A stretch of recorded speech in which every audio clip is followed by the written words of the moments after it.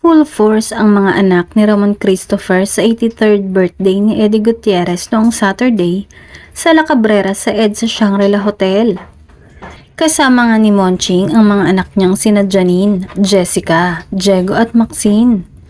Pero walang date si Janine ang gabing yun dahil hindi niya kasama ang rumored boyfriend niyang si Jericho Rosales.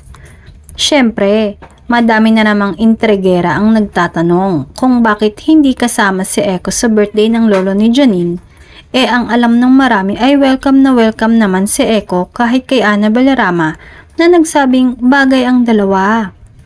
Malamang ay may ibang lakad si Echo kaya hindi nakasama kay Janine.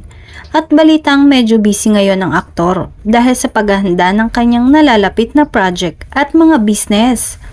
For sure naman kung hindi busy si Echo ay kasama ito ni Janine that night.